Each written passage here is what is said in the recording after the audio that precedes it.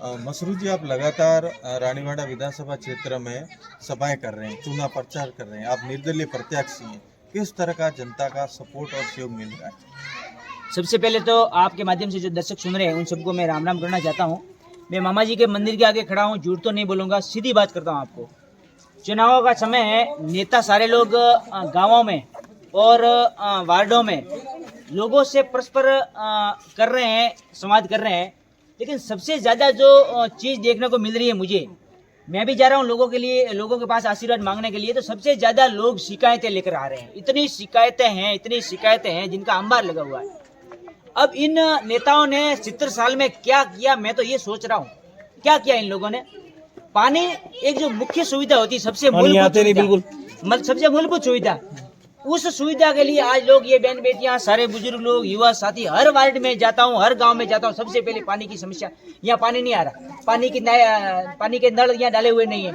ये मैं ward number 3 के अंदर खड़ा हूँ, रानीवाड़ा नगर पालिका क्षेत्र के अंदर। तो मुझे सबसे ज्यादा शिकायतें देखने को मिल रही है और मैं लोगों से एक युवा होने के नाते और एक किसान का पुत्र होने के नाते इन शिकायतों का समाधान करने का लगातार प्रयास करूंगा। ये इन लोगों को आश्वासन दे रहा हूँ और इनसे मैं आशीर्वाद भी मांग रहा हूँ। जी, लगातार आप फील्ड में जा रहे हो, ग्रामीण क्षेत्र या जैसे अभी नगर पालिका रानीवाड़ा विधानसभा क्षेत्र बनी है, तो उसमें आप देख रहे हो स्वास्थ्य व्यवस्था हो, चिकित्सा के क्षेत्र में हो, जैसे ये रोटी कपड़ा मकान, यहाँ कहाँ तक पहुँचा है देश आज़ादी के बाद? ये रोटी कपड़ा मकान तो केवल एक स्लोगन बनकर रह गया है। रोटी तो लोग अपने खुद के कमा कर खाते हैं, कपड़े कमा कर पहनते हैं, और मकान ज्यादा जो व्यक्ति कमाएगा वही बनवा पाएगा। बाकी ये प्रधानमंत्री आवास योजना, ये साली थोथी योजना है। किसी भी गरीब व्यक्ति को, जिस व्यक्ति के कोई कमाने वाला नहीं है, बच्चियों का परिवार है, कोई कमाने वाला नहीं है, या उस घर में कोई व्यक्ति बीमार है, कमाने वाला खुद बीमार है, ऐसे कई घर मैंने रानीवाड़ा विधानसभा के गाँवों में देखे हैं जिनका जो मुखिया जो कमाने वाला है वो खुद बेचारा बीमार लाचार पड़ा है, न उसकी कोई योजना के तहत न उसका इलाज हो रहा है, न उनके परिवार को कोई सारी की सारी जो योजना है वो मिल रही है, और उनके आवास भी नहीं मिल रहे उनको। कई ऐसे घर देखे मैंने, ये लोग मीडिया वाले मुझे लेकर गए थे, छप्पर है घर पे। अब प्रधानमंत्री आवास उनके पास नहीं है, कहाँ गया प्रधानमंत्री आवास? ऊपर से हो गया, अलर्ट हो गया कि प्रधानमंत्री आवास दे रहे हैं, लेकिन यहाँ के जो नेता हैं 5 साल में एक बार आते हैं, वोट देकर के चले जाते हैं, और जो ऊपर की स्टेट की और केंद्र की जो योजना है, ये योजना आम गरीबों के लिए लागू नहीं करते हैं। और इन नेताओं से अब पूरी की पूरी जनता उब चुकी है। मैं इन पब्लिक के सामने जाता हूँ तो सबसे पहले शिकायतें आती है, और ये लोग सबकी नजर से नेताओं को देखते हैं अब तो, कि भाई आप लोग नेता सब वाइट जबा वाले आते हो, झूठ बोल करके चले जाते हो, कोई काम करवाते नहीं हो, और हम वैसे के वैसे रह जाते हैं। तो इस गंदी राजनीति को खत्म करने के लिए मैं प्रयास आगे करूंगा। रानीवाड़ा विधानसभा क्षेत्र के अंदर जितनी शिकायतें हैं, शिकायतें क्या होती है, लोग कोई पैसे तो मांगते नहीं है, लोग खुद मजदूरी करके खुद कमा कर खाते हैं, लेकिन जो बेसिक सुविधाएं, पानी की सुविधाएं हो, ये जो सड़कों की सुविधा हो, आवागमन में कोई रास्ते बंद है तो वहाँ खुलवाना, ये जो स्वास्थ्य संबंधी सुविधा है, ये सारी असुविधाएं हैं, इनको लेकर के मैं पब्लिक के बीच में जा रहा हूँ, पब्लिक को आश्वासन दे रहा हूँ और आशीर्वाद मांग रहा हूँ। आगे संघर्ष करूंगा और समस्याओं का समाधान करने का लगातार भरपूर प्रयास करूंगा। 15 साल से ये वायदा कर रही है रास्ता निकालने का, अंडरग्राउंड रास्ता निकालने का वायदा कर रही है, इसके बारे में आपके लिए रानीवाड़ा के लिए क्या विजन है? मेरा सबसे पहला तो एक विजन अलग है और एक सपना है, वो तो मेरा जिला बनाने का सपना है ही है। तो जब तक रानीवाड़ा जिला नहीं बनेगा, मेरा सपना मैं मानता हूँ कि पूरा नहीं होगा।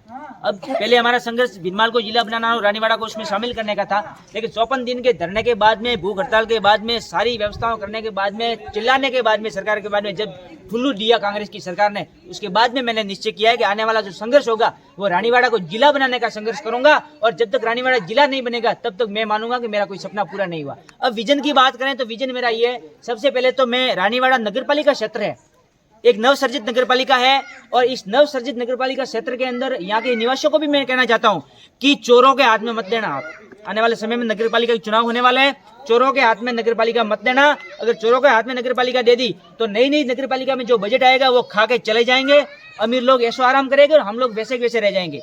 यहाँ पानी की सुविधा करवाना, यहाँ सड़कों की सुविधा करवाना, यहाँ के छोटे बड़े कोई रास्ते बंद है उनको खुलवाना, यहाँ के लोगों के लिए लाइट की प्रबंध 24 घंटे करवाना, और उचित जो यहाँ व्यवस्थाएं, कई जगह हाई मास्क लाइटें नहीं है तो वहाँ अंधेरा रहता है, चोरी चकारी की समस्याएं रहती है। कई जगह नगरपालिका क्षेत्र है तो वहाँ पर सीसीटीवी कैमरों की जरूरत रहती है। तो मेरा विजन आगे का ये क्लियर है कि सीसीटीवी कैमरे लगवाना यहाँ पर हर कॉर्नर पर, ताकि कोई चोरी न हो सके, कोई आलतू फालतू व्यक्ति इधर उधर न हो सके, शांति रहे। दूसरा नंबर, सड़कें अच्छी करवाना, नालियों का काम बिल्कुल अस्त व्यस्त रानीवाड़ा नगर पालिका क्षेत्र के अंदर है, उसको सही करवाना और मतलब विकास कार्यों पर मेरा मुख्य फोकस रहेगा। और ये सिर्फ नगर पालिका नहीं, गाँवों में इससे भी बदतर हालत है, उन सभी हालतों में भी सड़कें अच्छी करना, गाँव में हॉस्पिटलों में सुविधाएं करवाना, सरकारी स्कूलों में सुविधाएं करवाना, ये मेरा विकास कार्यों का विजन मुख्य तौर पर रहेगा। जी मुसीब, आप युवा होने के नाते पहली बार निर्दलीय चुनाव लड़ रहे हैं विधानसभा का, किस तरह की चुनौतियों का सामना करना पड़ता है? क्योंकि ग्रामीण इलाकों में कई विकासों की भी कमी है, लोग आपसे सवाल भी करते होंगे कि भाई नेता आ रहे हैं जा रहे हैं, पर जो हमें 5 साल के बाद वही के वही रह जाते हैं।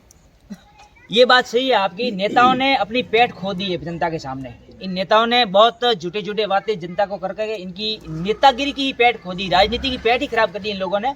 तो हमारे सामने तो बहुत बड़े टास्क है, बहुत बड़ी चुनौतियां हैं कि भाई इस गलत पेट नेताओं की बनी है, इसको कैसे सुधारा जाए।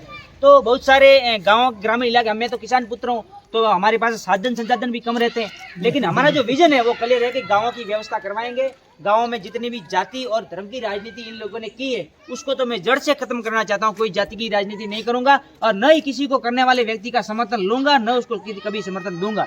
ये मेरा विजन रहेगा। सर, रानीवाड़ा में काफी समय हो गया है नगर पालिका बने हुए, अभी तक दमकल वाहनों की व्यवस्था नहीं हुई, उनको लेकर दमकल व्यवस्था तो बिल्कुल ही नहीं है। आप सबको पता होगा कि 1 साल पहले यहाँ एक डूंगरी के पास में भील परिवार के अंदर एक बच्ची, 2 बच्चियां जिंदा जल गई थी। बहुत करुण घटना थी।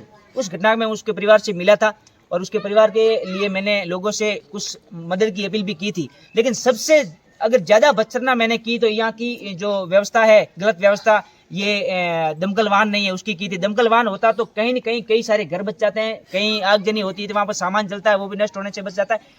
दमकल वाहन नहीं है, ये तो बहुत बड़ी यहाँ के दोनों नेताओं की, जो नेता बड़े बड़े बन करके घूम रहे हैं और कांग्रेस भाजपा को उछाल रहे हैं ना, इन दोनों नेताओं की बड़ी कमी है कि यहाँ पर दमकल वाहन नहीं है। सर, आप वार्ड संख्या 3 में आए, लोगों ने आपका भव्य स्वागत किया, यहाँ की प्रमुख मुख्य समस्या क्या है? यहाँ की प्रमुख, यहाँ के स्थानीय लोगों ने बताया कि सबसे बड़ी समस्या तो ये है कि टैंकरों से पानी दिलवाना पड़ रहा है। डेली टैंकरों से लोग, ये लोग 500 700 रुपये देकर टैंकरों से पानी दिलवाते हैं। अपनी सारी खून पसीने की कमाई टैंकर पानी दिलवाने में चली जाती है। बाकी यहाँ की लाइट की समस्या है, बार बार ट्रिप होती है लाइट, तो क्या है, उपकरण भी जल जाते हैं, बल्ब जल जाते हैं, टीवी जल जाती है। तो ये लोग बहुत परेशान है, लाइट की सुविधा नहीं है, पानी की सुविधा नहीं है, सड़कों के पास में खाड़ियां बनाई नहीं इन लोगों ने। और सबसे मुख्य अगर इस 3 नंबर वार्ड के लोगों ने जो समस्याएं बताई है वो ये है कि ये जो ट्रेन रेलवे मार्ग है, यहाँ से सीधा आने का यहाँ रास्ता है और ये अंडरग्राउंड नीचे से जो गरनाड़ा कहते हैं अपने देसी भाषा में, वो बनाने का आश्वासन ये नेता बार बार देते हैं लेकिन बनाते नहीं है। समस्या ये है कि यहाँ पर जो ये तो यहाँ से निकट बहुत ज्यादा 200 मीटर ही दूर है, यहाँ से यहाँ आने तक लगभग 1 किलोमीटर ज्यादा चक्कर निकालना पड़ता है। दोनों जगह फाटक बंद रहती है। यहाँ तो रानीवाड़ा में तो समस्या है, हर 15 मिनट में फाटक बंद हो जाती है। अब महिलाएं कोई बच्चे को लेकर कहीं गई है या फिर आटा पिसाने गई है तो वो आधे घंटे तक फाटक पर खड़ी रहेगी। ये मुख्य समस्या यहाँ पर है। तो यहाँ ये रेलवे ट्रैक है, इसके नीचे से ये गरनाड़ा बनाना यहाँ की बहुत बड़ी समस्या, यहाँ के लोगों की मांग है। सर, यहाँ अभी हम आए थे थोड़ी देर पहले, यहाँ के लोगों ने बताया कि यहाँ प्रशासनिक अधिकारियों को कभी कभार फोन करते हैं, फोन रिसीव नहीं करते, ईओ वगैरह, इनको लेकर आपका क्या? अब ये प्रशासनिक अधिकारी फोन रिसीव नहीं करते हैं तो अब ये चुनाव के बाद में मैं भी यहाँ संघर्ष में ही हूँ, इन लोगों की हर संघर्ष के साथ में रहूंगा। अब मैं इनको भी विश्वास दिलाता हूँ कि आपके साथ में हूँ। आपका अगर प्रशासनिक अधिकारी फोन नहीं उठाए और आपके जो समस्या है आप मुझे फोन करना, मैं उनको फोन करूँ, फोन नहीं उठाएंगे, उनके दफ्तर में जाएंगे, उनको उनके फोन के हाथ में से फोन अपने दिलवाएंगे। फोन क्यों नहीं उठाएंगे? फोन हमारे नौकर है, वो हमारे टैक्स के पैसे से उनकी वेतन बनती है और हमारे लिए सुविधाएं करवाने के लिए, सेवाएं देने के लिए सरकार ने उनको नियुक्त किया है। तो ये समस्याएं आगे खत्म करेंगे हम। धन्यवाद।